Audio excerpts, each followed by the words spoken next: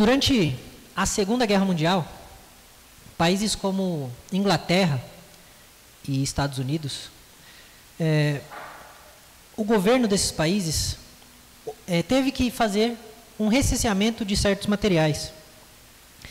Eles racionaram gasolina, açúcar, carne, até borracha.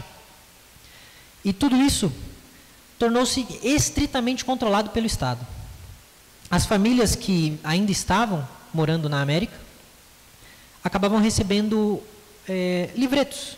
E nesses livretos, eles tinham cupons, onde para comprar qualquer tipo de item que estivesse sendo racionado pelo governo, eles precisavam apresentar esses tickets e dar o dinheiro daquilo que eles desejavam comprar.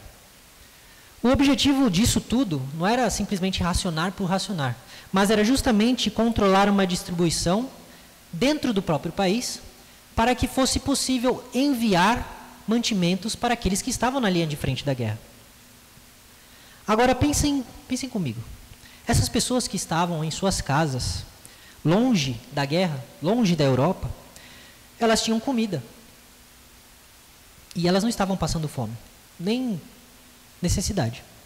Mas mesmo assim, elas foram chamadas a abrir mão. Elas estavam livres, mas foram chamadas a impor certos limites que elas não estavam acostumadas.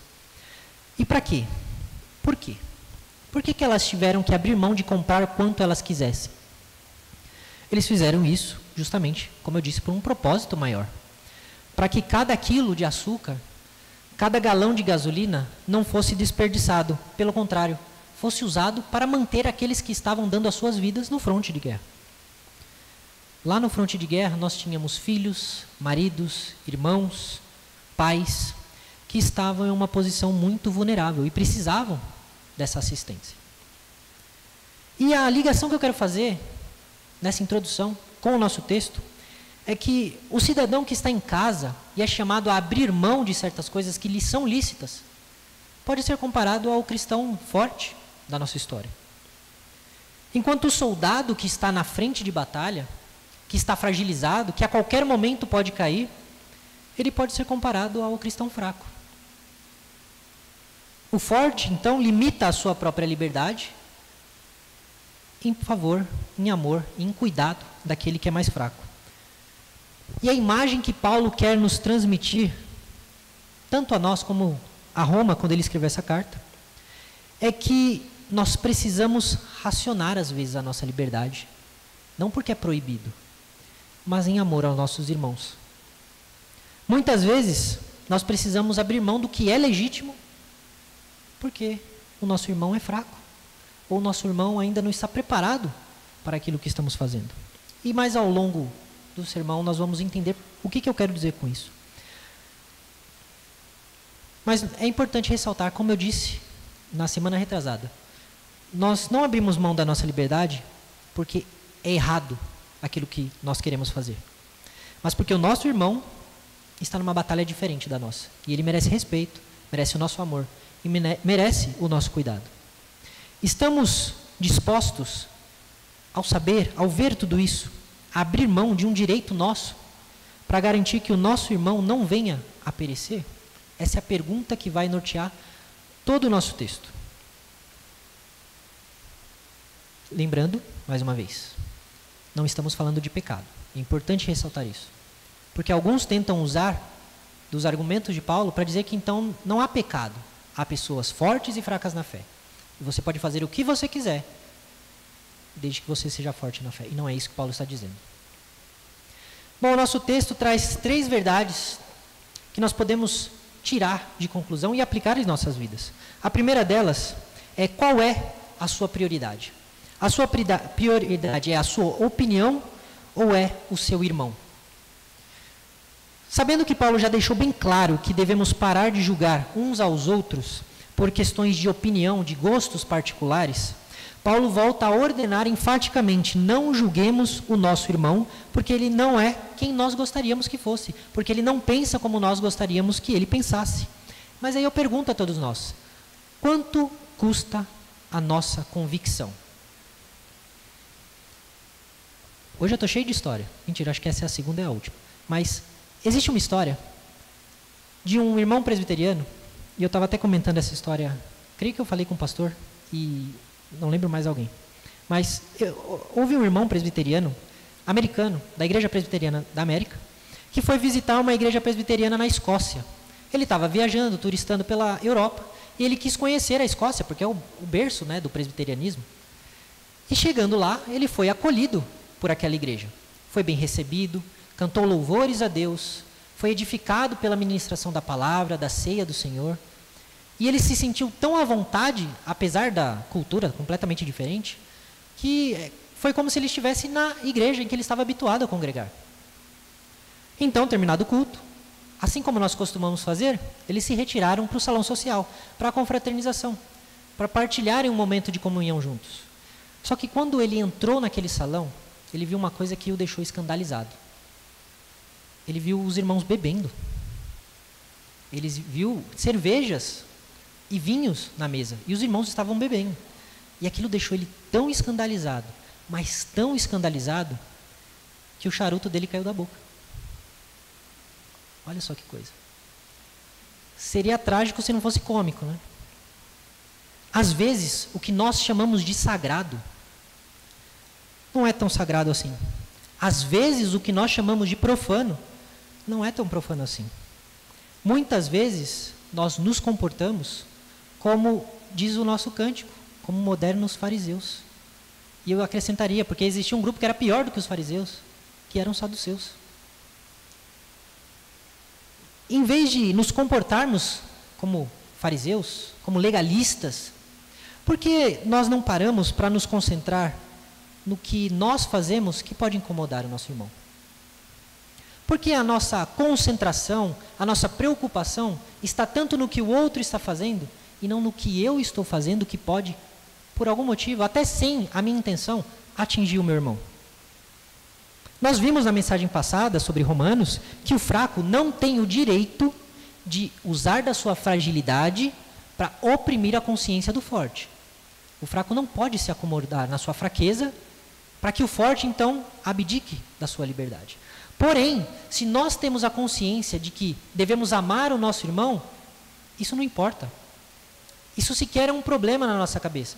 Porque eu não vou ficar me imaginando se eu sou forte, se eu sou fraco, o que o irmão vai pensar ou não vai pensar. Eu vou me preocupar em não ofender o meu irmão por amor, e não por medo, não por culpa, não porque eu sou fraco ou eu sou forte.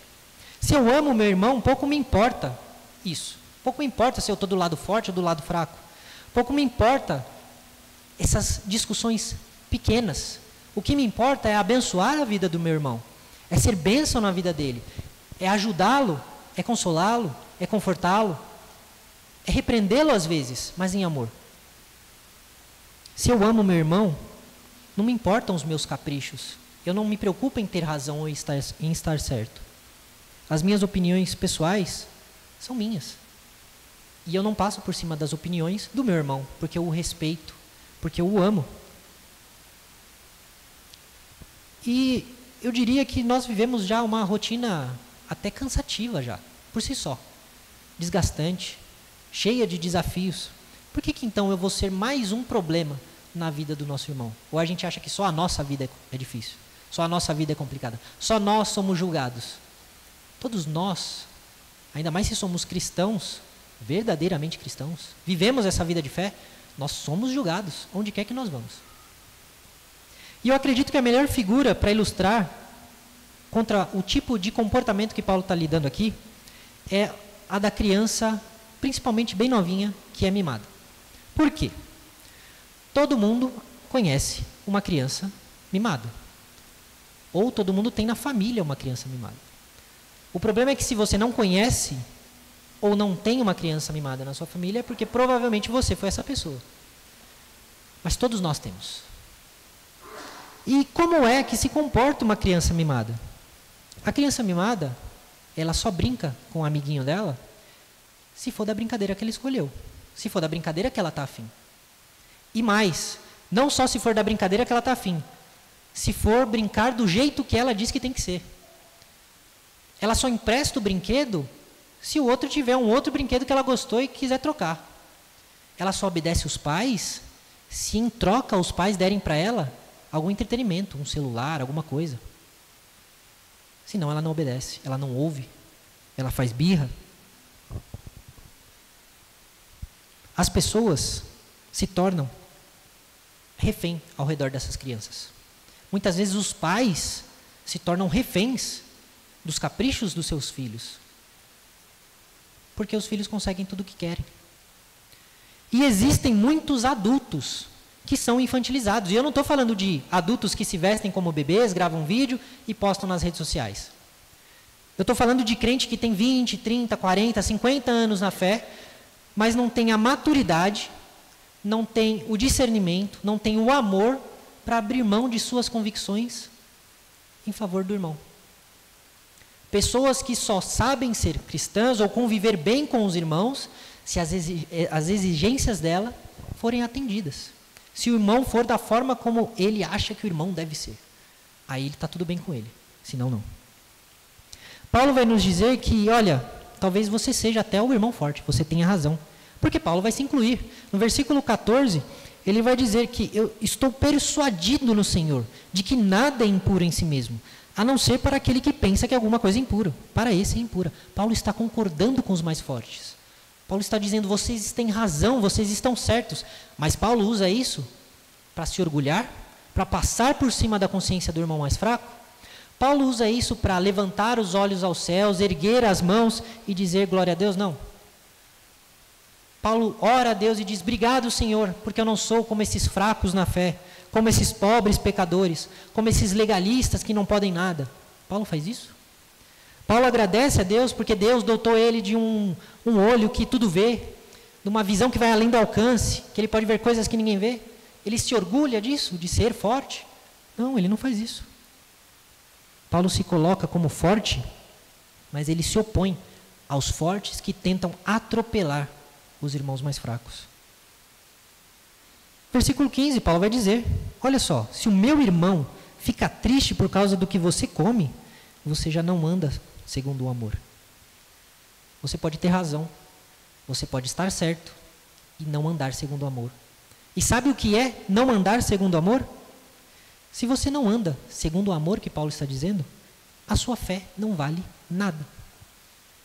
A sua piedade, a sua santidade não vale nada. A sua oração não vale nada. E por que eu digo dou afirmações tão fortes? Por causa de dois textos. O primeiro está em 1 João, capítulo 4, versículos 20 e 21. O apóstolo João vai dizer que quem não ama o seu irmão a quem vê, não pode amar a Deus a quem não vê. Quem passa por cima da consciência do irmão mais fraco, não está amando o seu irmão, foi o que Paulo falou. E quem não ama o seu irmão, não ama a Deus. Na verdade, se engana. Porque falar eu amo a Deus é muito fácil. A gente tem vídeo na internet de papagaio falando eu amo a Deus. Falando glória a Deus. Falando aleluia.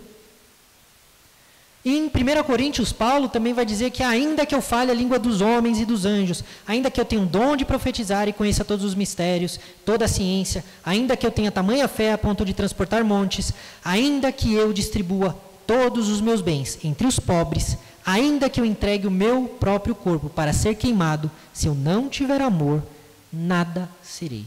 Se eu não tiver amor, a minha fé não vale de nada. Se a minha fé, se a nossa fé, não nos levar a amar e a abrir mão por amor, a nos doar para o bem do outro, a felicidade do outro, eu só estou perdendo tempo e me enganando, porque minha fé é vazia. Nós somos piores que os descrentes se agimos assim. Porque os descrentes, na maioria das vezes, pelo menos, têm a decência de assumir que não amam. Que não abrem mão dos seus princípios, que não levam desaforo para casa, que bateu, levou, que quem faz as regras são eles. Eles não fazem como muitos de nós, que dissimulam, que sorriem, mas no fundo estão odiando, porque o irmão não é como eles. E Paulo vai dizer para a gente, não faça perecer por causa daquilo que você come, aquele por quem Cristo morreu. Não mate a fé daquele por quem Cristo morreu. Não seja você o motivo pelo qual aquela pessoa irá blasfemar ou se afastar da igreja, da comunhão da igreja. Não seja difamado aquilo que você acha justo e que talvez seja mesmo, só por conta de um mau comportamento, por falta de amor. Além de ser pedra de tropeço, nós podemos ainda queimar o filme de algo que é bom, de algo que é legítimo. Só porque não estamos dispostos a nos deixar de lado por amor aos nossos irmãos. Diante das nossas diferenças, estamos agindo como cidadãos lá da nossa primeira ilustração. Será que nós estamos agindo como aquelas pessoas que abriram mão de coisas que elas podiam ter em favor daqueles que não tinham? Em favor daqueles que estavam lutando? Daqueles que estavam vulneráveis? Ou será que nós estamos agindo como crianças mimadas, que batem o pé e exigem que a brincadeira seja sempre do nosso jeito? E eu pergunto novamente, quanto custa agora a minha convicção? A segunda verdade que nós temos nesse texto vai dos versos 17 a 18. Quando Paulo vai dizer o seguinte: porque o reino de Deus não é comida nem bebida, mas justiça, paz e alegria no Espírito Santo. Aquele que deste modo serve a Cristo é agradável a Deus e provado pelas pessoas. Se nós queremos servir a Cristo, se nós queremos honrar a Deus, se queremos ser bênçãos aos nossos irmãos, precisamos aprender a amar. Seja justo, correto, íntegro, reprove o erro, reprove o pecado, se afaste de toda situação que possa sequer levar você a pecar, ou possa parecer pecado. Fique longe disso. Mas trabalhe pela paz e pela alegria no meio da igreja. Porque o reino de Deus não vai produzir picuinhas, não vai produzir divisões. Toda divisão na história da igreja foi fruto de algum tipo de pecado, a não ser aquelas que foram realizadas por causa da sã doutrina. E ainda assim foi fruto de pecado, por quê? Porque o grupo que não se curvou às Escrituras pecou, rachando com aquele que se curvou. Então, toda divisão na história da igreja foi por causa de pecado. A reforma protestante não foi um pecado de Martim Lutero, mas foi um pecado daqueles que se oporam às Escrituras, à verdade da Bíblia, que diz que nós precisamos nos voltar a essa palavra e nos render a ela, porque ela é a única regra de fé e de prática da vida do cristão. Houve pecado ali também, mas não dos que se oporam, e sim daqueles que resistiram à correção. Toda ruptura, todo cisma, toda quebra de comunhão, toda pessoa que sai para criar a sua própria igreja na próxima esquina, essa pessoa, na maioria das vezes, está fazendo isso por motivos pecaminosos, porque ela não se curva diante do irmão, porque a convicção dela não pode se dobrar à convicção do irmão, porque ela acha que a igreja tem que ser da forma que ela acha que tem que ser.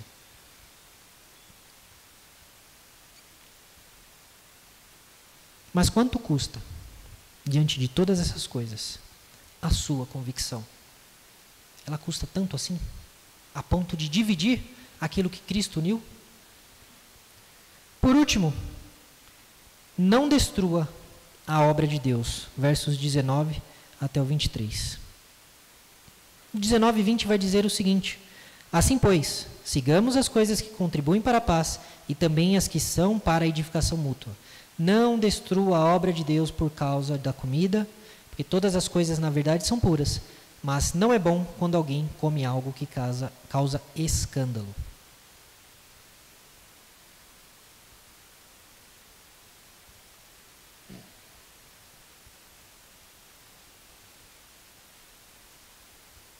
Olha, a palavra que Paulo diz aqui, para seguir, para ir atrás, sigamos as coisas que contribuem para a paz. Esse sigamos aqui, ele tem a ideia de perseguir, de correr atrás, de buscar, de agarrar, de lutar por isso, de se engajar em coisas que ele vai dizer, que contribuem para a paz e edificação de toda a igreja.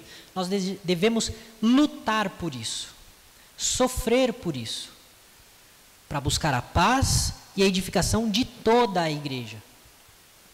Não destrua a obra de Deus por causa de coisas pequenas, coisas bobas. Coisas que nós colocamos num altar que nunca foi delas. Às vezes nós causamos prejuízos imensos à Igreja de Cristo e à fé das pessoas. E na maior e na melhor das intenções. É verdade. Nem sempre aquele que ofende está mal intencionado. Nem sempre. Mas nós causamos esse prejuízo porque nós nos deixamos de nos preocupar com o bem comum da igreja. A nossa ideia de como as coisas devem ser se torna maior do que aquilo que nós consideramos que o irmão, que pode afetar o irmão. Nem sempre é fácil fazer essa distinção. Nem sempre a gente consegue já dizer o que é uma coisa, o que é outra coisa. Mas, por isso que a palavra vai nos recomendar o tempo todo a sermos tardios em quê? Em nos irar, por exemplo. Devemos demorar a sentir raiva. Devemos ser pacientes. Aquela palavra difícil, né? Longanimidade. Paciência. Devemos ser pacientes com nossos irmãos.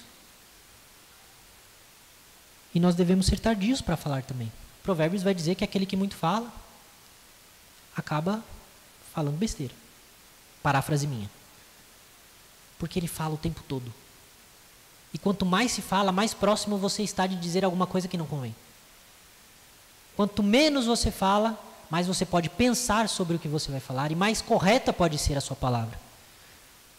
Se o nosso objetivo como igreja não é glorificar a Deus ao trabalharmos pelo bem comum, eu estou com um problema.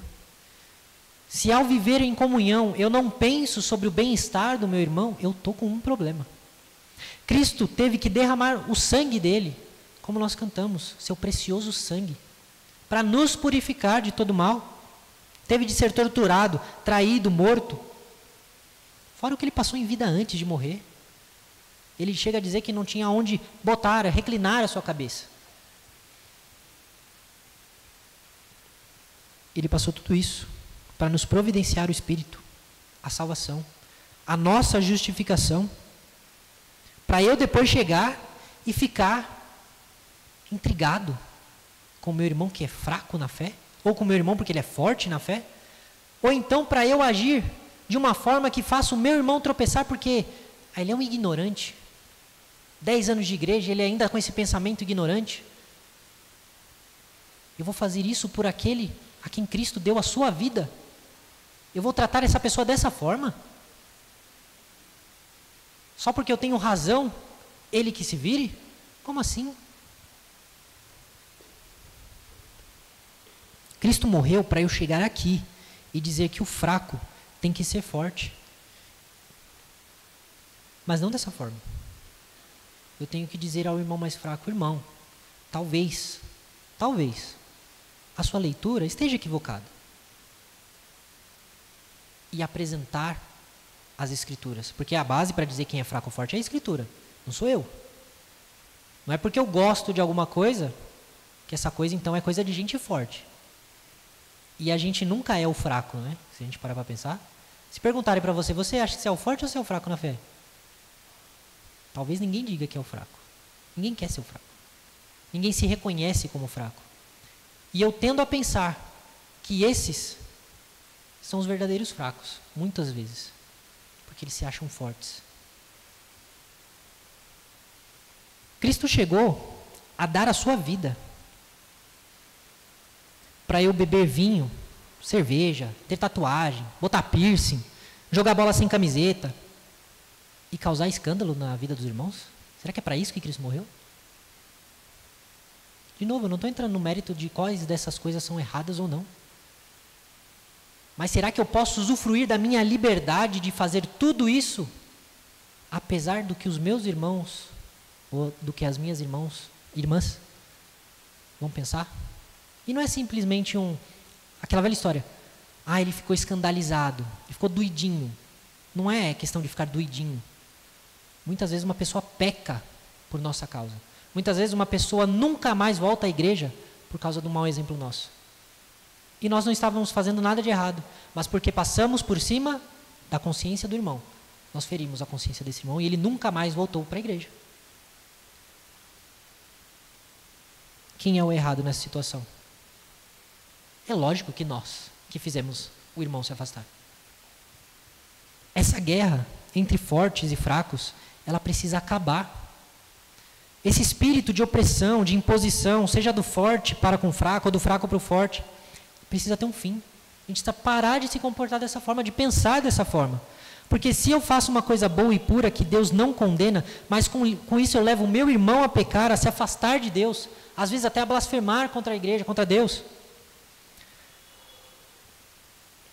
eu estou maldizendo o evangelho. Eu estou dando um mau testemunho. Eu virei o problema. Já não é mais a consciência fraca do meu irmão, mas eu sou o problema. Paulo então passa a recomendar o que nós devemos fazer. Aos fortes ele diz no verso 22, a fé que você tem, guarde-a para você mesmo diante de Deus. Bem-aventurado é aquele que não se condena naquilo que aprova. Deus não vai te julgar se o que você faz não é condenado pelas Escrituras. Deus não vai te julgar se aquilo que você faz com a sua consciência em paz não é condenado, evidentemente, claramente, explicitamente ou implicitamente pelas Escrituras. De novo, a Bíblia é nossa única fonte de regra de fé e de prática. Siga em paz com a sua consciência. Seja feliz. Saiba aproveitar da sua liberdade. Não deixe que o fraco te oprima com a sua fragilidade. Porém, não use disso como desculpa para passar por cima da consciência do irmão mais fraco. Ensine o irmão mais fraco se você tiver oportunidade. Mostre na palavra a verdade e deixe o Espírito Santo convencer. Porque não é você que vai convencer o seu irmão. Não é você que vai argumentar e vai abrir os olhos. É capaz de você fechar ainda mais o olho da pessoa, dependendo da forma que você falar. Então, ensine se for possível. E ore ao Espírito Santo, para que ele trabalhe no coração daquela pessoa. Algumas pessoas serão convencidas, outras permanecerão na sua obstinação, ainda que você esteja com toda a razão. Mas não é o nosso papel, não é o seu papel, não é o meu papel impor ao irmão aquilo que eu acho certo ou que eu acho errado. De novo, não estamos falando de pecados. Aos fracos, Paulo vai dizer no versículo 23, mas aquele que tem dúvida é condenado se comer, pois o que ele faz não provém de fé, e tudo o que não provém de fé é pecado. Se você não tem segurança, não tem certeza, se a sua consciência pesa e te acusa, não faça, não experimente, não chegue perto. Não dê ocasião para o pecado, ainda que seja algo legítimo, não dê ocasião ao pecado. Já é tão difícil não pecar com as coisas que são erradas. Por que eu vou pecar com as coisas que são certas? Não se acomode na sua incerteza. Busque aprender. Leia as Escrituras. Busque o pastor, um presbítero, alguém que possa te instruir. Pergunte. Olha, eu tenho dificuldade com isso aqui. Será que realmente essa dificuldade ela é legítima? Será que sou eu que não estou vendo? Aprenda. Eu sei que aprender dói. Eu estou vendo isso na pele. Estou sofrendo muito aprendendo. Dia após dia, durante a semana. Está sendo difícil aprender. Mas a gente precisa disso. A gente não pode se acomodar nas nossas conclusões. Nós sabemos que aprender custa caro. Porque custa esforço, custa tempo, custa dedicação. Custa rever aquilo que nós temos certeza. E se tem uma coisa que nos assusta, é ter que rever as nossas certezas. E assumir que pode ser que nós tenhamos errado em alguma conclusão. Ninguém quer isso. Nós temos resistência a tudo que diga que nós estamos errados. Mas nós precisamos, dia a dia, diante das Escrituras, analisar as nossas certezas, para saber se estamos de fato alinhados à palavra de Deus, ou se não.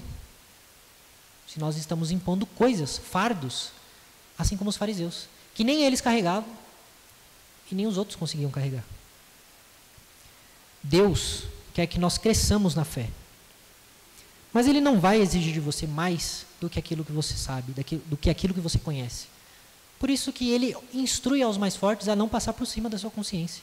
Porque a aprendizagem, o caminho com Deus é um processo que leva toda uma vida. A maturidade leva tempo. Deus quer que nós amadureçamos e que nós não usamos dos nossos preconceitos e das nossas incertezas para limitar a liberdade alheia. E aos fortes e fracos, eu termino dizendo: se amem. Deixem de lado as suas preferências. Lutem pela paz, pela harmonia que deve existir entre nós. Não seja uma barreira no caminho do seu irmão.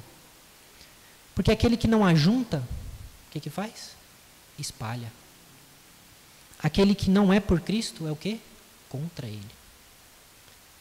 Não se torne alguém que só por causa de problemas pequenos, por causa de besteirinha, que poderiam ser resolvidas facilmente, não se torne a pessoa que vai criar uma barreira, vai dividir e vai quebrar a paz que há no meio do corpo. Vivamos em paz, vivamos bem, buscando em tudo amar e edificar os nossos irmãos. Lembra quando Cristo disse que para seguir Ele devíamos o quê? Abandonar o quê? Nós mesmos.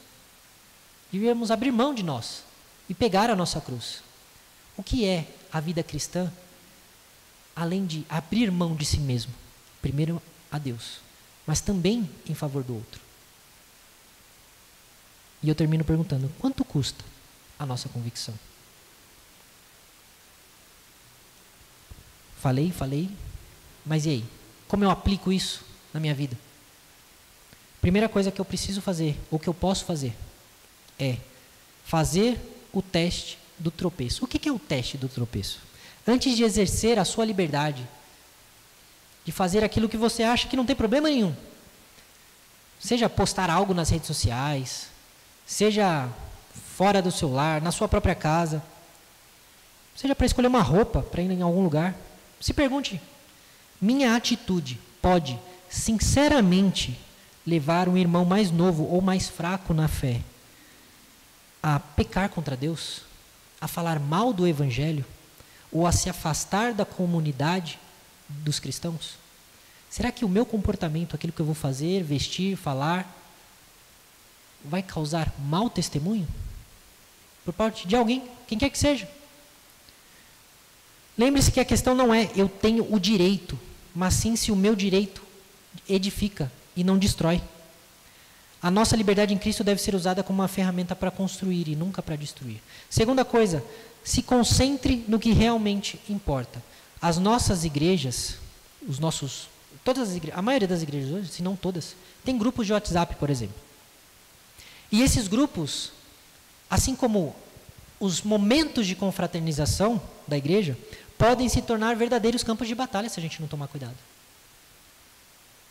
Se a gente estiver mais preocupado em ter razão do que servir o reino, a gente pode criar uma casa que não se sustenta, um lar insustentável.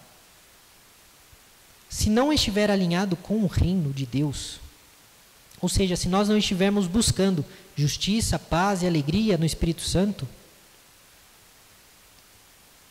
nós não estamos edificando a igreja. Nós estamos destruindo ou tentando destruir. Terceira aplicação: seja um construtor de paz, não um crítico de obras. E o que eu quero dizer com isso? Paulo nos manda seguir e perseguir a paz e a edificação. Versículo 19. Beleza. Isso vai exigir da gente uma ação, uma intenção, não uma passividade. Eu não posso esperar que as coisas aconteçam. Eu preciso trabalhar para que as coisas fiquem assim. Claro que tudo não depende de mim, mas eu também faço parte disso tudo. Nessa semana, eu queria sugerir, escolha uma atitude prática para construir a paz. Como é que eu faço isso? Antes de criticar a preferência de um irmão, seja musical, seja roupa, seja política, não importa. Pergunte: a minha crítica vai construir pontes? Vai edificar? Vai ajudar? Ou eu vou só querer provar que eu estou certo, que eu tenho razão? Ou só estou querendo impor a minha visão? Em vez de se afastar de quem pensa diferente dentro da igreja, convide essa pessoa para conversar. Faça um chá para quem gosta de chá, faça um café para quem gosta de café, asse um bolo. Convide a pessoa, converse com a pessoa. A gente vive mundos tão distantes, parece que a gente só se vê no domingo às vezes. E a gente não tem convivência nenhuma com os irmãos. Quer discutir algo com os irmãos? Discuta. Mas crie laços, não se separe. Não crie barreiras. Viva junto com os irmãos. Deus chamou você para, como diz a nossa pulseira, acolher, integrar. Restaurar primeiro e integrar. Quarto, assuma a sua responsabilidade. Seja você forte, seja você fraco. A responsabilidade é de todos nós. Os fortes, a maturidade não é um troféu para ser exibido. Mas ela é uma ferramenta para proteger o mais fraco. Aquele que é mais forte tem que aprender a abrir mão daquilo que tem direito, por amor ao mais fraco. Ao mais fraco, a sua consciência é sensível, sim, mas para a sua proteção, para que você não peque, e não para que você escravize os seus irmãos. Não para que você faça vencer a sua vontade, porque senão você vai ficar magoadinho, nossa Deus, que coitado. A vida cristã não é de chantagem, é de amor. E se vivermos em amor, pouco importa se eu sou forte, se eu sou fraco. Eu vou amar o meu irmão, independente daquilo que ele pensa, do que ele faz. Porque o que nos une é o sangue de Cristo que foi derramado por nós. E não a nossas opiniões. E eu termino perguntando mais uma vez. Quanto custa a nossa convicção? Será que custa a paz na igreja? Será que custa a nossa unidade? Essa é uma pergunta que só nós poderemos responder diante de Deus. Amém?